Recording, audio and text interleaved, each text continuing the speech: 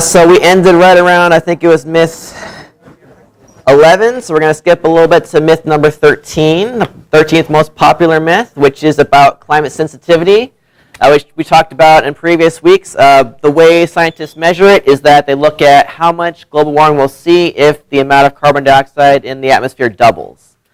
And so that's kind of an important measure because we're going to double the amount of carbon dioxide in the atmosphere unless we take serious action to stop it. It's kind of toward mid-end of the century, 2050, 2070, in that range.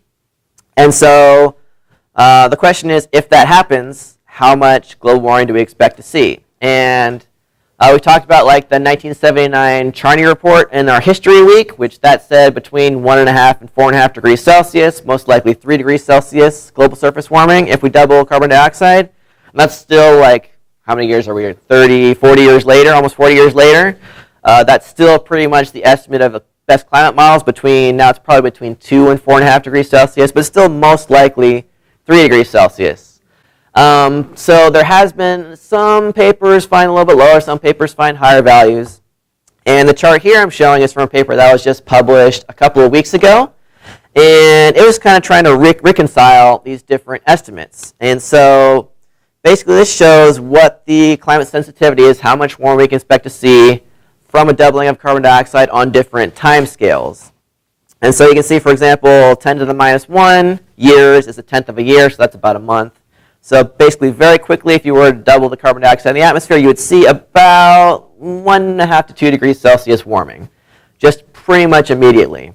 And that's a gradual increase, but pretty much immediately at that point, you're going to have seen that much warming. And then 10 to the 0 is 1 year. At 1 year, you see about 2 degrees Celsius warming. And then it kind of gradually goes up and up and up, and that's because we talked about the thermal inertia of the oceans. It takes a while for the oceans to warm, and so it takes a while for kind of the ocean, the atmosphere to come to a new equilibrium.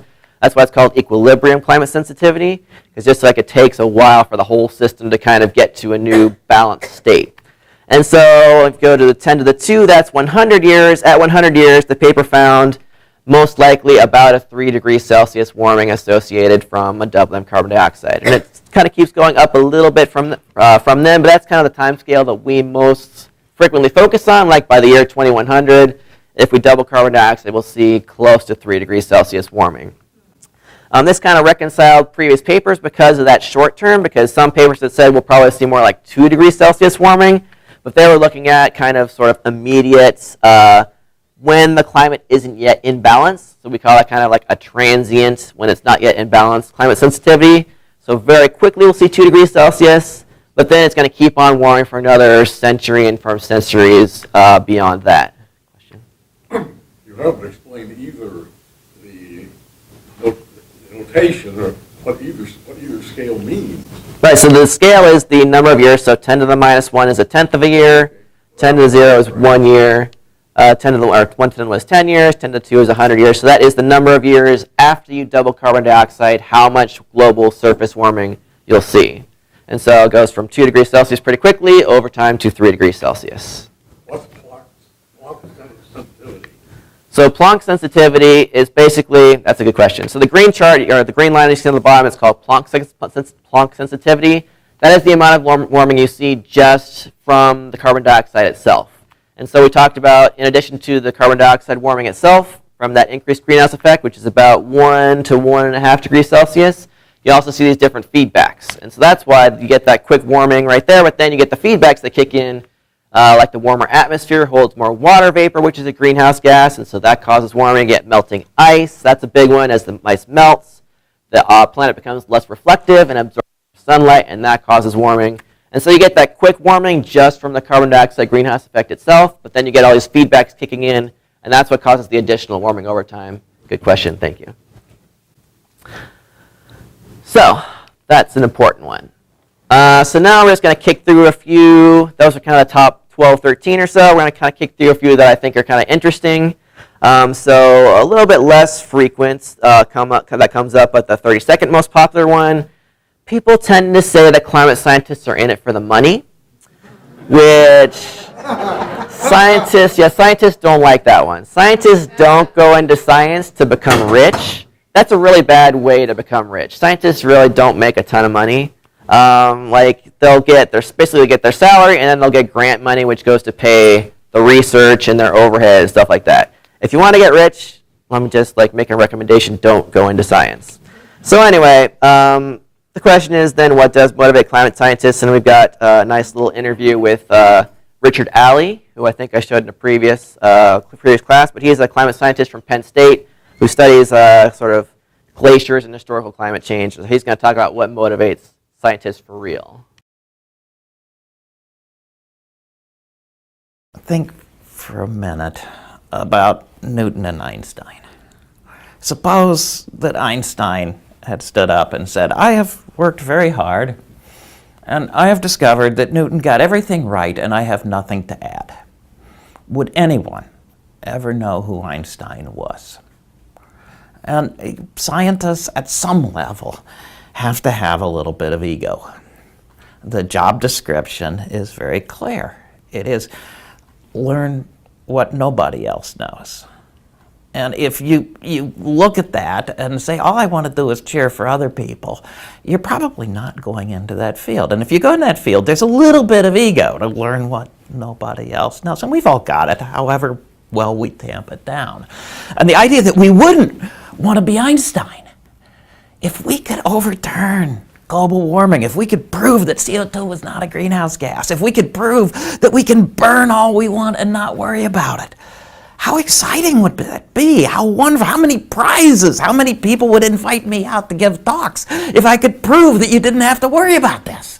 Is there any possibility that tens of thousands of scientists, there isn't one of them that's got the ego to do that? It's absurd. It's absolutely unequivocally absurd. We're people, and we've got it in us the way people do. And the fact that nature pushes us to the reality that CO2 is a greenhouse gas, it's real. There's nothing we can do about it. Yeah, I love that video. I always look for an excuse to show that one. So this is a good one. So yeah, I mean, scientists, they want to learn new stuff. They want to make new discoveries. And like that's how you get to be a famous scientist. You don't get to be a famous scientist by just going along with the herd and saying, oh yeah, I agree with everybody else that global warming is caused by humans. Like, that's not going to get you anywhere in the scientific community. Okay, so number 77, going way down the list, is CO2 is just a trace gas. And so carbon dioxide in the atmosphere is now at about 400 parts per million. It was at about 280, 300 parts per million before humans came around. And so that is about, now it's 400 parts per million is 0.04% of the atmosphere is carbon dioxide. It needs to be 0.03% of the atmosphere. And so people say something that's at 0.04% of the atmosphere can't possibly have any kind of significant impact on the global climate. So it's kind of a popular myth. It comes up every so often, people saying, oh, it's just 0.04%, that's nothing. It's going to have no impact. So here's our Denial 101X video on that.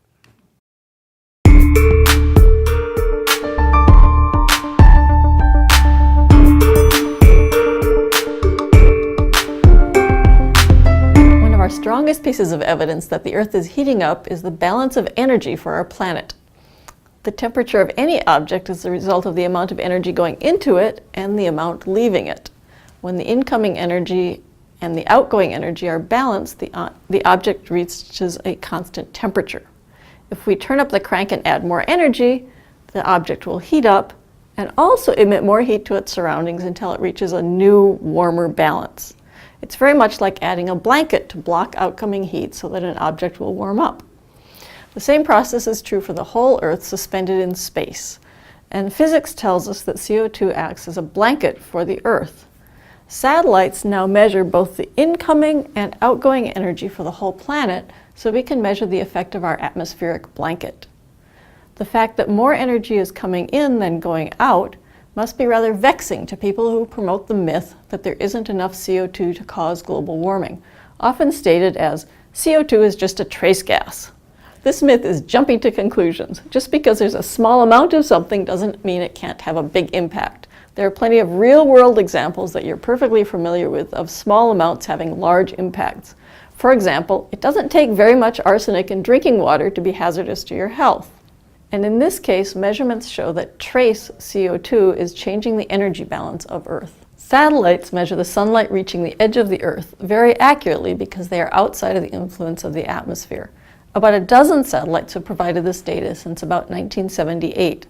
These satellites show that average energy to the Earth is about 340 watts per meter squared. So what happens when that energy reaches the Earth's outer atmosphere?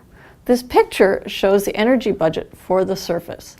Energy is divided into shortwave radiation, which is the visible and UV light, shown in yellow, and the long-wave radiation, which we think of as heat, shown in red. The sun's rays are high-energy shortwave radiation, which is visible light in all colors of the rainbow, along with the UV light that we can't see, but which causes sunburn. About 30%, 100 watts per meter squared, of the sun's energy is reflected directly back to space from the atmosphere, clouds, and the Earth's surface. All this reflected light gives Earth its lovely glow when seen from space. The red arrow shows the outgoing heat from the Earth, which is also measured by satellites. That energy is like the warmth you feel radiating from a hot stove. 4 NASA Ceres instruments are currently collecting the detailed energy pictures of the Earth. We can now see how much of the sun's energy bounces back to space and the amount of energy emitted by the Earth as heat.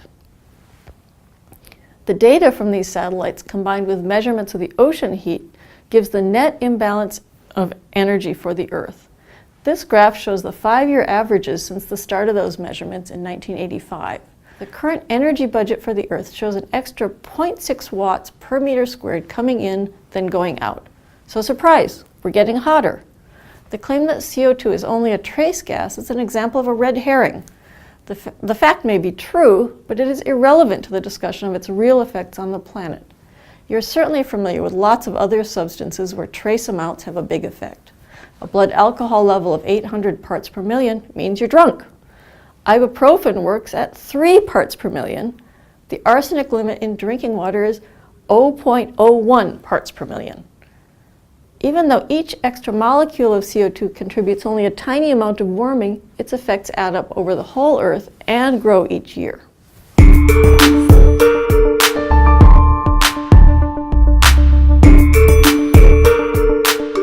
Okay, we're just going to do a couple more here. This is one that I kind of like. It actually comes up pretty frequently when you're kind of arguing with people.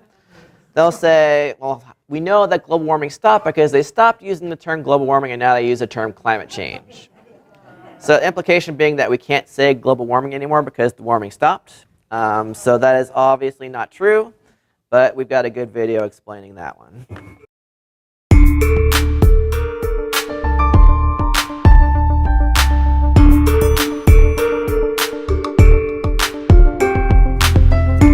A clip from a comedy talk show has gone viral, which isn't all that surprising. But what might be surprising is that the subject matter doesn't sound particularly funny.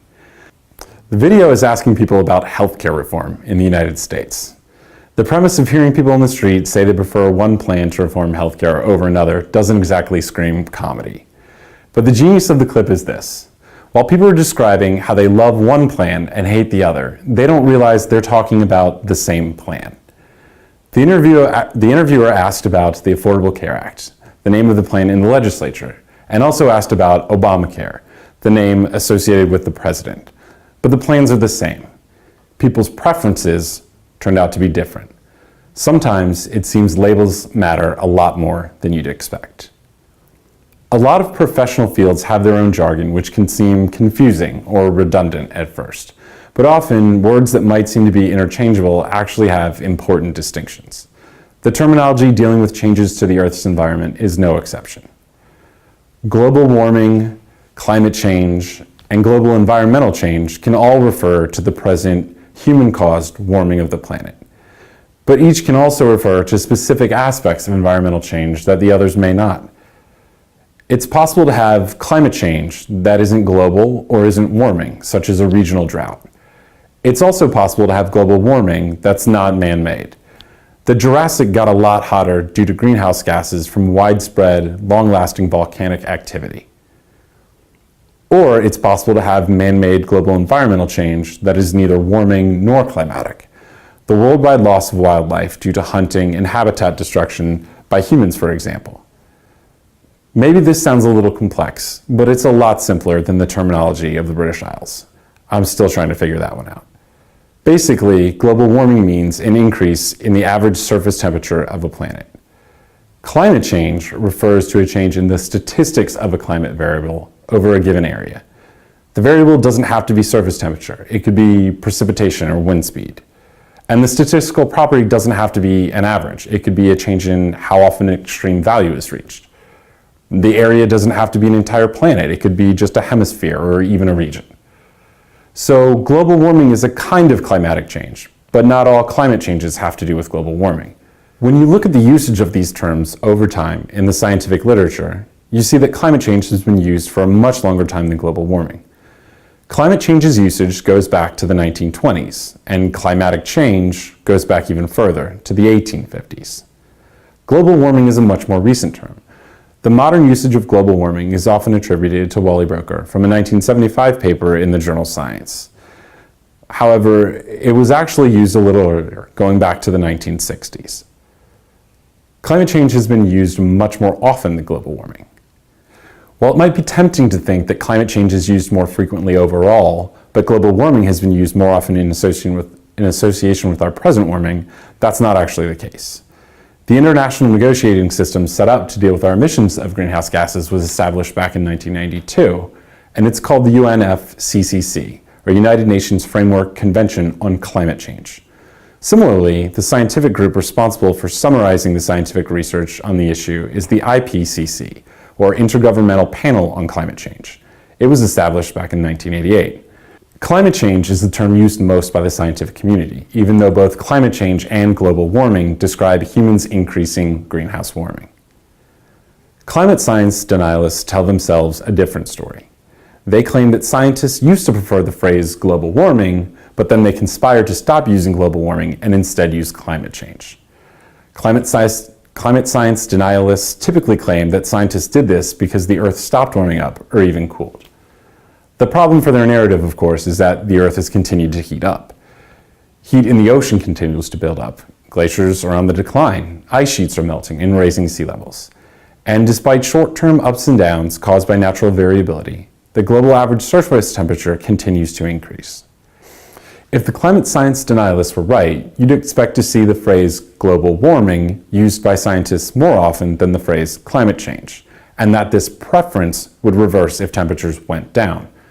In fact, climate change has almost always been used more often, and there is no correlation between a preference for the term global warming during times of hotter temperatures. In fact, when temperature was increasing at its fastest rate in recent decades, global warming was actually used less often, not more. The claim by climate science denialists is a classic example of conspiracy theory. In their telling, scientists almost always have a nefarious hidden agenda, and they will say whatever they can to advance it.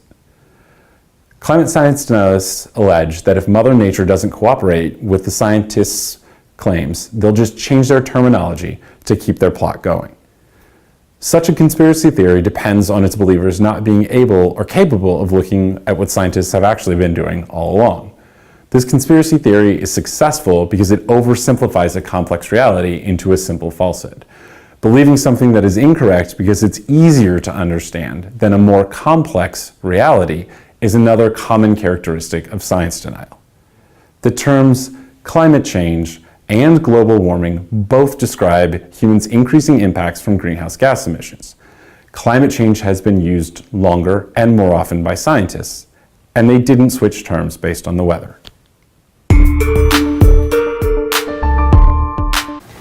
Okay, so the way I view this particular myth is that global warming specifically talks about the warming of the Earth and the increasing of the temperatures, and that warming and increasing temperatures causes various types of climate change, like it alters ocean patterns and it alters the clouds and the atmosphere, and so basically global warming kind of causes climate change.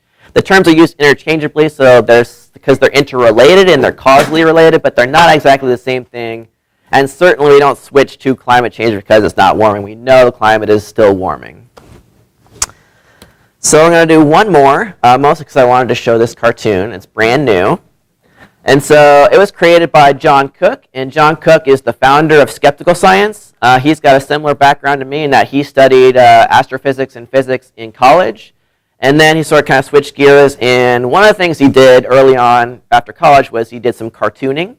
And so he's pretty good at drawing cartoons. And so he drew this one. He's doing this book called related to Cranky Uncles. That's his Cranky Uncle character. And so he's going to sort of teach about climate change and climate myths through this Cranky Uncle climate denier guy. And so this particular myth we touched on, I think it was last week, the Washington Post article came out saying that the Trump administration is assuming that we'll see 7 degrees Fahrenheit global warming by 2100, and they're using that to justify not doing anything about vehicle fuel efficiency standards or freezing vehicle fuel efficiency standards, because the argument is that we're going to see 7 degrees Fahrenheit, or 4 degrees Celsius. Actually, I looked at the document itself, and it says 3.5 degrees Celsius, 6.3 degrees Fahrenheit. They kind of rounded up in the Washington Post. But so 3.5 degrees Celsius by 2100. And if we freeze fuel efficiency standards from 2020 to 2025, that's going to have a really small impact. It's basically going to have an imperceptible impact on that 3.5 degrees Celsius warming by 2100. Therefore, it doesn't matter. Climate policies don't matter. We should just not even worry about it because it's not going to have an impact on climate change.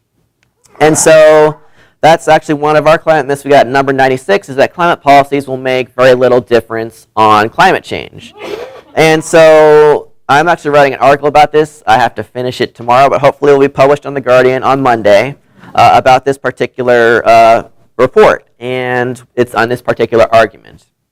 And so basically it's kind of obvious that the freezing the vehicle fuel efficiency standards for 5 years for one country on Earth is not going to have a big impact or a significant impact on global warming in the year 2100. That's kind of an obvious, like, of course it won't. You're talking about vehicles in one country for 5 years. It's not going to have a change. It's not going to change global temperatures in 2100.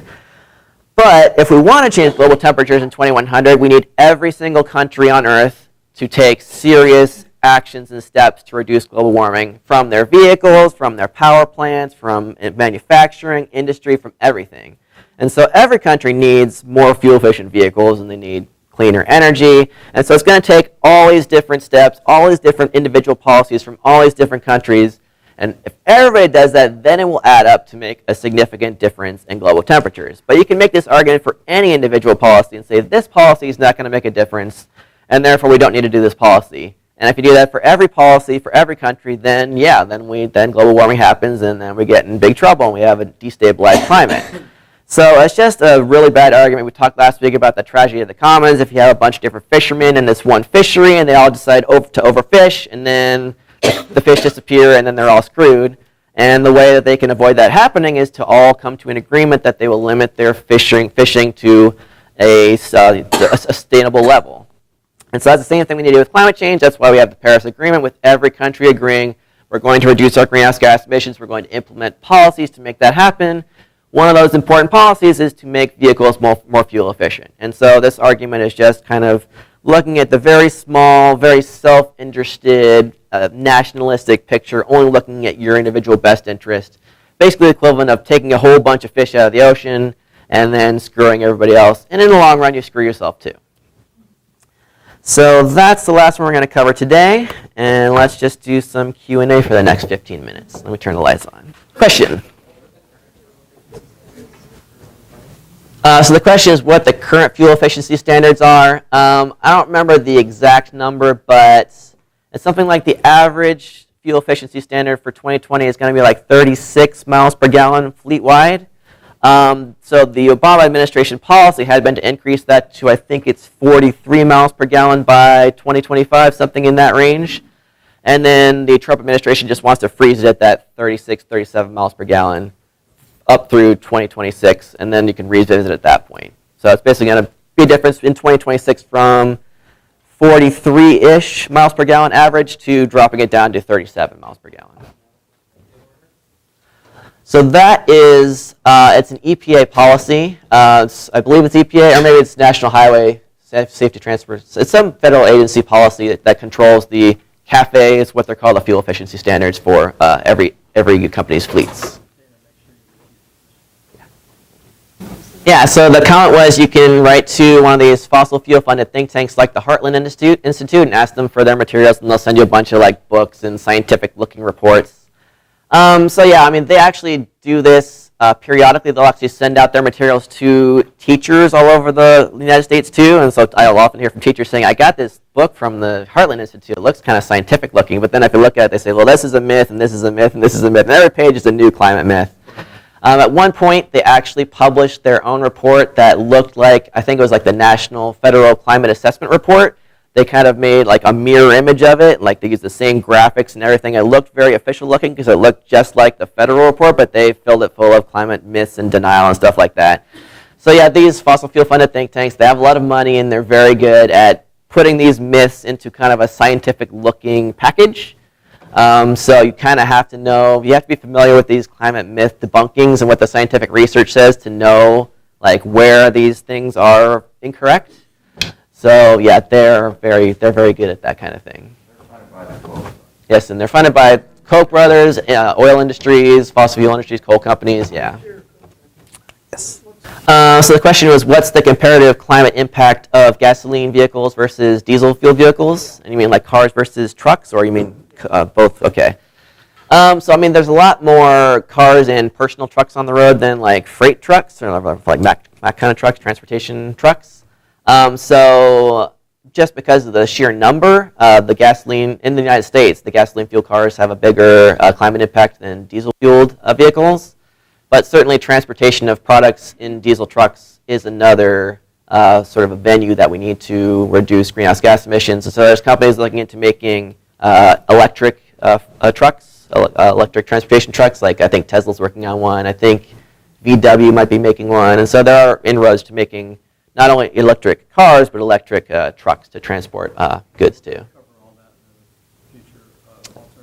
And we're going to be covering that in the future. In a future, I'll be covering that in a future lecture. Any other questions? Yes.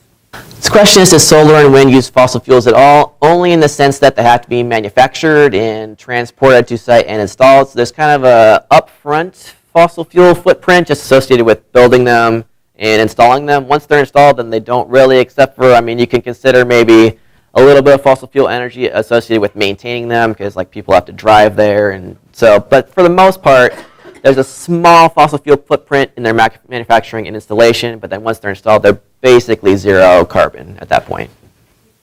So the question is basically, what would I recommend for a new car? Yeah, so I mean, personally, I would recommend an electric car. I used to have a Nissan Leaf, and now I have a Chevy Bolt, and that's the Chevy Bolt has like a 200-mile all-electric range. So for me, that's great. There was actually an associated myth that was going around for a while. There was actually a specific myth that I think it was a Prius has a bigger carbon footprint than a Hummer, which was not true. Myth, that's myth. The source of the myth was that manufacturing people would argue that there was actually a marketing report that people like took that marketing report and misconstrued it completely. The marketing report was looking at something having to do with the batteries. And in any case, the myth was that the manufacturing of the vehicle, the carbon footprint was just so large that it overcame the fuel efficiency improvement between the Prius and the Hummer. That's not true. If you look at sort of the life cycle carbon footprint of a vehicle, it's something like 5 to 10% goes into the manufacturing disposal of the vehicle, and then like 90% or 80 to 90% is just from the driving of the vehicle. And so that's why the single most important factor if you want to decrease your vehicle fuel efficient footprint, one is to drive less. But if you have to drive, then to drive the most fuel efficient or preferably battery powered car that you can. So plug-in hybrid or electric car, or just use your bike or walker or things like that, or public transportation. Yes. Yes. Make one comment on that. If you're interested in buying a new car, on my website I have a list of virtually every single car manufacturer there is right now is producing some form of electric car, whether that's all electric or a plug-in hybrid or a solid hybrid. You go on my website, it's got about 75 different vehicles that are all listed there. It tells the fuel efficiency, the range, and all of the options that you have for every manufacturer there. So all right. It's listed on my website. So yeah, Tom's website, tomsuchanek.net, has a list of vehicles and fuel efficiencies. Yes, Laura. So the question was, are fuel or vehicle purchasing incentives going to basically step up from the California Air Resources Board in January. I haven't heard that, but I may just be out of the loop. Has anybody heard that? As far as I know, no, but I haven't heard it. Bonnie, yeah.